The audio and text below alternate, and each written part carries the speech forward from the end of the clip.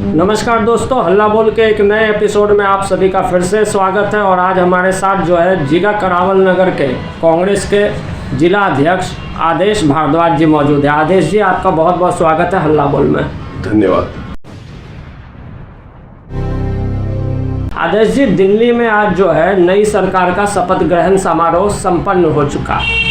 दिल्ली में शीला जी के बाद अरविंद केजरीवाल ने भी 3 टर्म राज किया और अब जो है 27 सालों बाद बीजेपी अपनी पारी की शुरुआत करने वाली है। इस मौके पर आपकी पहली प्रतिक्रिया चाहूँगा कांग्रेस की तरफ से।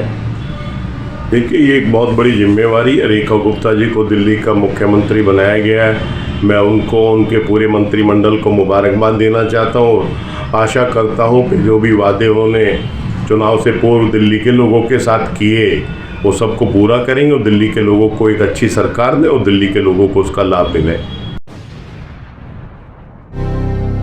शपथ ग्रहण करते ही रेखा गुप्ता जी ने कहा है कि होली से पहले महिलाओं के खाते में 2500 रुपये जाने शुरू हो जाएंगे। आपसे इस पे प्रतिक्रिया ये चाहता हूँ कि दिल्ली का जो बजट है उसको देखते हुए क्या ये संभव है कि दिल्ली की आधी आबादी को 2500 रुपये की रकम हर महीने दी जा सके?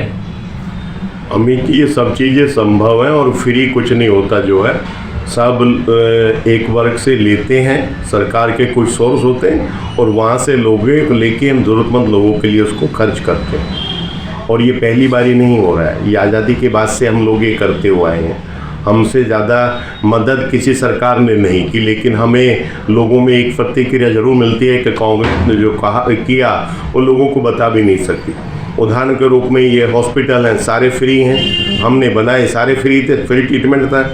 जितने स्कूल हैं हमने सब बनाए, वो सब में फ्री शिक्षा दी। और फ्री शिक्षा के साथ साथ गर्म वर्दी, ठंडी वर्दी, कापी, किताबें, जूते, जुर्राब, वजीफ़ा, ये सब चीज़ें हम देते थे। और 2008 के बाद तो मिड डे मील भी हम दे रहे हैं, लेकिन हमने कभी इनको फ्री नहीं कहा। दिल्ली के अंदर जहांगीरपुरी जैसी 26 जो है जे कॉलोनियाँ हैं, वो हमने सब फ्री प्लॉट दिए। ना कभी लेने वाले ने फ्री कहा, ना कभी देने वाले ने फ्री कहा। तो फ्री कुछ नहीं होता, जो लोगों की ज़रूरतों को आइडेंटिफाई करके उनको हम मदद करते हैं। हमने गाँव में भूमिहीन किसानों को अपने गुजारे के लिए 1-1, 2-2 एकड़ ज़मीनें सब जगह दी।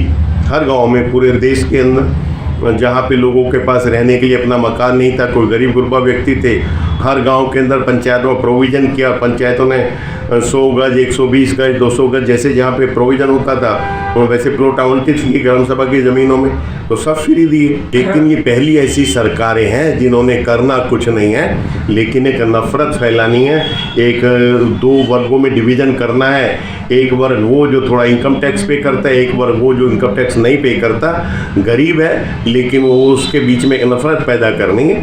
तो ये नफ़रत पैदा करने का काम करते हैं, प्यार और मोहब्बत पैदा करने की बात नहीं करते। जो संत महात्माओं की बात करते हैं, हमारे ग्रंथों की बात करते हैं, रामायण और गीता की बात करते हैं, लेकिन रामायण और गीता का, ये संत महात्माओं की बताई हुई एक भी बात का अनुसरण नहीं करते। केजरीवाल सरकार ने जो पैसे की इस तरीके से बर्बादी की, उसके वजह से दिल्ली में 31 साल का सबसे बड़ा राजकोषीय घाटा झेलना पड़ा। दिल्ली सरकार का तो खजाना ही खाली है, तो खाली खजाने वाली बीजेपी की दिल्ली सरकार अपने वादे कैसे पूरे करेगी?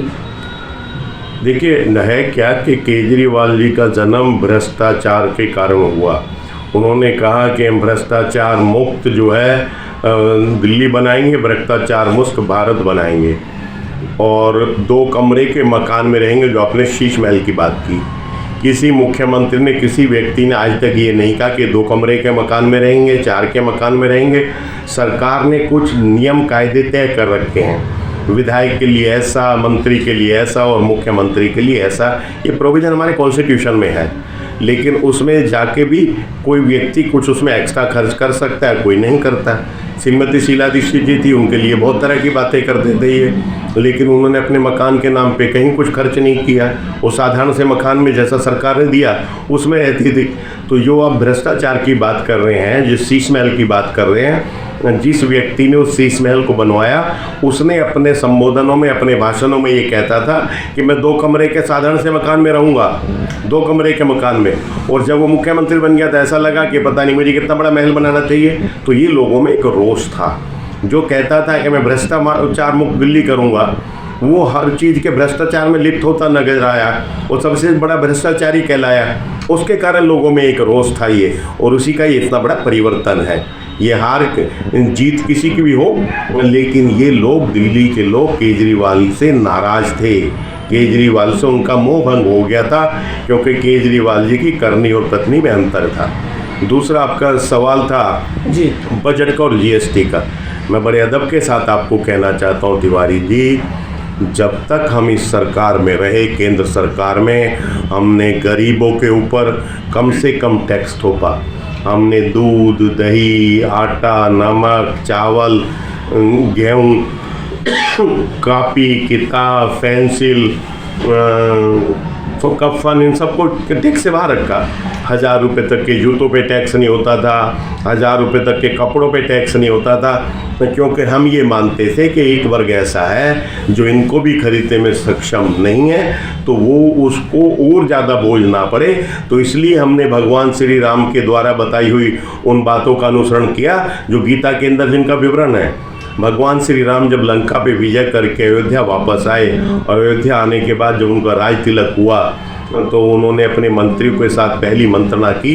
तो उनके मंत्रियों ने उनको कहा कि महाराज, हमारे पास कुछ पैसे की कमियाँ, लिहाजा हमें कर बढ़ाने होंगे। और उनके मंत्रियों ने बहुत सारे सुझाव उनको दिए, लेकिन काफ़ी सुझाव सुनने के बाद भगवान राम को जब कोई भी सुझाव पसंद नहीं आया तो भगवान राम ने कहा कि कर की व्यवस्था ऐसे नहीं जैसे आप लोग चाह रहे हैं। कर की व्यवस्था ऐसी होनी चाहिए जैसे सूर्य देवता नदी से, तालाब से, पोखर से, समुंदर से जल लेता और लेकर उनको लौटा देता है। ये कर की व्यवस्था होनी चाहिए। ना देने वालों को पता चलता है और लेके वापस उन्हीं को लौटा देता है। ये कर की व्यवस्था होनी चाहिए। मैं बड़े अदब के साथ और बड़े नम्रता से आपको ये कहना चाहता हूँ कि हमने, कांग्रेस की सरकारों ने जब जब राज किया तो हमने इस परंपरा का अनुसरण किया। और हमारे साथ दूसरी भी पार्टियाँ भले ही, कई बार हमें बाहर होने का मौका भी मिला, वाजपेयी साहब की भी सरकार रही और भी सरकारें रही, लेकिन उन्होंने भी इसी परंपरा को निभाया। ये पहली बार ये ऐसी तानाशाह सरकार आ गई है। मैं सच में अगर कहूँ तो ये काले अंग्रेज आ गए हैं। इन्होंने आज कफन के ऊपर भी टैक्स, कापी के ऊपर भी टैक्स, किताब के ऊपर भी टैक्स, दूध के ऊपर भी टैक्स, दही के ऊपर भी टैक्स, तो हर चीज़ को टैक्स लाद दिया है। और टैक्स के अंदर जब जीएसटी की हम बात करते हैं तो सबसे बड़ा कंट्रीब्यूशन 66% पैसा जीएसटी का वो इन गरीब लोगों से ही आता है जो आप अभी बात कर रहे हैं। तो ये सरकार गरीबों के साथ खड़े ना होकर गरीबों की कमर तोड़ने का काम कर रही है। अभी आप लोगों की 1-2 दिन पहले प्रदेश स्तर पे जो है चुनाव की समीक्षात्मक बैठक की गई थी। हम जानना चाहेंगे, हमारे दर्शक भी जानना चाहेंगे कि कांग्रेस को प्रदेश स्तर पे क्या कुछ कमियां सामने नज़र आई जिसके वजह से चुनाव परिणाम आपके पक्ष में नहीं आए। देखिए, सच्चाई ये है कि अभी हमने दिल्ली के अंदर न्याय यात्रा निकाली। हमारे प्रदेश अध्यक्ष देवेंद्र यादव जी ने 70 विधानसभाओं में एक कार्यक्रम रखा और हम सब लोग उसमें शामिल होते थे। तो जब लोगों से चर्चा करते थे, बात करते थे, तो कहीं ना कहीं लोग हमें इस बात के लिए कहते थे कि कांग्रेस ने काम तो बहुत किया लेकिन कांग्रेस अपने काम को बता नहीं सकी। तो ये एक हमें ज़रूर लोगों की तरफ से वो मिलता था कि आपने किया तो बहुत लेकिन बता नहीं सके। तो एक तो ये लोगों की तरफ से मिलता था। और इस समीक्षा बैठक में हमारे इंदिरा भवन के अंदर ये बैठक हुई, तो उस बैठक में हमने बहुत सारी चीज़ों पर निर्णय लिया। उसमें यही था कि हम 2025 वर्ष को जो है संगठन को मजबूत करने के रूप में मनाएंगे और संगठनों पे काम करेंगे जो, ताकि हम अपनी ये जो बातें हैं वो जन जन तक पहुँचाएँ। आज ये समय का परिवर्तन है। आज एडवर्टाइजमेंट से बहुत चीज़ें चलती हैं। हमने कभी ऐड पे भरोसा ज़्यादा खर्च नहीं किया। मैं बड़े अदब के साथ आपको कहना चाहता हूँ कि जब 2012-13 का दिल्ली विधानसभा का चुनाव था और शीला दीक्षित जी मुख्यमंत्री थी। तो शीला दीक्षित जी ने उस वक्त 12-13 के बजट के अंदर एडवर्टाइजमेंट के लिए मात्र 24 करोड़ रुपए रखे थे। और उसके बाद केजरीवाल जी की संध्या, हम हार गए, केजरीवाल जी जीत गए। तो जब केजरीवाल जी जीत के आए तो जीत के आने के बाद तो वो बहुत ज़्यादा चेहरा दिखाने की आवश्यकता नहीं होती, काम करने की आवश्यकता होती। लेकिन इन्होंने जीतने के बाद जो पहला अपना बजट पेश किया उसमें 526 करोड़ रुपए के एडवर्टाइजमेंट का बजट था। तो आप ये देखिए कि ये लोग जानते थे कि सिर्फ इन्होंने बातें करने से, कांग्रेस की निंदा करने से एक जगह बनाई थी। मैं बड़ी जिम्मेवारी से आपको कहना चाहता हूँ और आपके माध्यम से रेखा गुप्ता जी को भी ये मैसेज भी देना चाहता हूँ कि शीला दीक्षित जी 15 साल दिल्ली में रही। 2008 के बाद उनको दिल्ली के अंदर सर्वश्रेष्ठ मुख्य कहा जाता था। उनको एक अवार्ड भी मिला, सर्वश्रेष्ठ मुख्यमंत्री के कई अवार्ड भी मिले संस्थाओं से। तो सर्वश्रेष्ठ बनना एक अपने आप में बहुत बड़ी चुनौती होती है, लेकिन सर्वश्रेष्ठ के एक स्थान पे बना रहना उससे भी बड़ी चुनौती होती है। लेकिन उन्होंने अपने काम के माध्यम से, उन्होंने अपने जिम्मेवारियों के माध्यम से इतना ईमानदारी से उनका निर्वहन किया कि वो सच्चाई ये है कि वो सर्वश्रेष्ठ मुख्यमंत्री का तकमा उनके साथ रहा। लेकिन केजरीवाल जी ने, आरएसएस ने, भारतीय जनता पार्टी के लोगों ने एक षड्यंत्र कांग्रेस की सरकारों के खिलाफ रचा और एक भ्रष्टाचार के आंदोलन और इस तरह के आंदोलन, कोयला घोटाला, 2G स्पेक्ट्रम, ये सब चीज़ें कही गई और एक माहौल सा बनाया गया जिसमें कि आज अगर यूएस की एड फंडिंग भी उसके अंदर इस्तेमाल की गई, जो आपको मालूम होगा जो है। तो वहाँ विदेशों से भी पैसा लेके कांग्रेस के खिलाफ षड्यंत्र रचे गए और रचने के बाद कहीं ना कहीं ये उसमें कामयाब हुए। हम ना कोई भ्रष्टाचार, कोई कहीं गलत कार्य आज तक की सिद्ध नहीं कर पाए और जो ये आरोप लगाए थे सारे आरोप निराधार निकले, सभी हम कोर्ट से बरी हुए। उल्टा जिन्होंने ये आरोप लगाए, विनोद राय ने, जो CAG के उस टाइम चेयरमैन थे, उन्होंने कोर्ट के अंदर माफ़ी मांग के अपना पीछा छुटाया। जो तो यहाँ ये तो इन सब बातों से अंदाज़ा लगाया जा सकता है क्योंकि ये सारे झूठे आरोप थे। लेकिन इस देश को आगे बढ़ता हुआ जो लोग नहीं देखना चाहते थे या कोई बाहर की कंट्री जिस देश को आगे नहीं देखना चाहते, बढ़ता देखना चाहते थे, उन लोगों का समर्थन लेकिन उन्होंने कांग्रेस को डैमेज करने का काम किया। अब हम लोग हैं बुराड़ी विधानसभा पे। बुराड़ी विधानसभा में चौथी बार आम आदमी पार्टी के प्रत्याशी संजीव झा विधायक बन गए हैं, लेकिन दिल्ली में जो है सरकार भाजपा की बन गई। अब ऐसे में एक सवाल पूछना लाजमी हो जाता है कि अगला 5 साल जो बुराड़ी का है वो आपको किस दिशा में जाता दिख रहा है?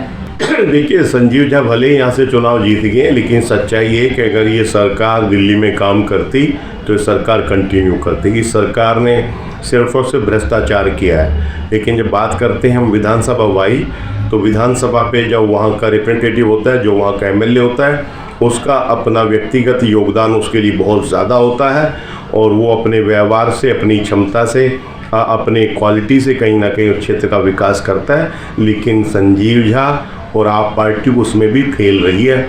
10 साल के अंदर बुराड़ी विधानसभा में सिर्फ नरक ही बना है, तकलीफ़ें बढ़ी हैं, घटी नहीं हैं। तो लोगों का बुरा हाल हुआ है। मैं तो आशा करता हूँ कि अभी ये सुरक्षा करने का प्रयास करें। नहीं, लेकिन बीजेपी की सरकार का आम आदमी पार्टी के विधायक को उनके विधानसभा क्षेत्र में काम कराने के लिए फंड देगी, इसकी आपको कितनी आपको संभावना लगती है? क्योंकि आप राजनीति के पुराने मंझे हुए खिलाड़ी हैं, आपको लगता है कि संजीव झा के लिए बीजेपी की दिल्ली सरकार फंड देगी? देखिए, फंड का अभी तो इन्होंने 10 करोड़ रुपये MLA के हिसाब से रखा हुआ है, लेकिन फ़ंड मिलता ही है। फ़ंड आप इस्तेमाल कैसे करना चाहते हैं? अगर आपने अपने चहेते ठेकेदारों को काम देना है तो आप भ्रष्टाचार को बढ़ावा देना चाहते हैं, आप अपना पैसा खाना चाहते हैं। और अगर आप मेरिट के आधार पे टेंडर करना चाहते हैं तो कहीं कोई दिक्कत नहीं है। तो जब मेरिट के आधार पे टेंडर होता है तो हम उसका क्वालिटी भी चेक करते हैं, क्वांटिटी भी चेक करते हैं, सब चीज़ों का ध्यान रखते हैं और समय से काम हो ये भी रखते हैं। लेकिन है क्या कि सिर्फ अपने चहेते लोगों को काम मिल जाए तो वो अपने चहेते लोगों को काम देने की जो परंपरा है वो इन सरकारों में वही दिखती है, चाहे वो बीजेपी है या केजरीवाल जी की सरकार है। हमने जितने भी काम किए मेरिट के आधार पे किए। हमने नई नई एजेंसियों को डेवलप किया, चाहे DSIDC है, फ्लड डिपार्टमेंट है, MCD है, सबसे हम काम कराते थे। तो कभी किसी को, कभी किसी को, कभी किसी को, ताकि एक हेल्दी कंपटीशन रहता था।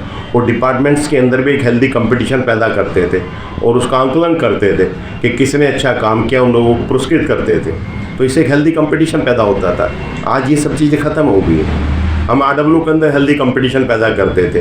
कहीं RW थी तो उनको हम प्रोत्साहित करते थे जो, और उनके हिसाब से काम करते थे, अधिकारियों से मिलते थे। क्राइम दिल्ली में कम था, आज क्राइम क्यों बढ़ गया? हमने थाना कमेटी बना रखी थी, उसका MLA भी मेंबर होता था, RW के कई लोग उसके मेंबर होते थे, MCD के पार्षद उसका मेंबर होता था, और हर महीने थानों में चर्चा होती थी, बातचीत होती थी, और कहाँ पे शराब बिक्री है, कहाँ पे जुआ खेला जा रहा है, कहाँ पे क्या दिक्कत है, कहाँ पे ब्लैक स्पॉट है, ये सब चीज़ RW के लोग आके बताते थे, और आके हम उन चीज़ों को काम करा दिया करते थे। भाई जहाँ पे लाइटिंग की कमी है वहाँ पे लाइट लगा दो, जहाँ पे शराब बिक्री है वहाँ पे पुलिस रेड कर दे।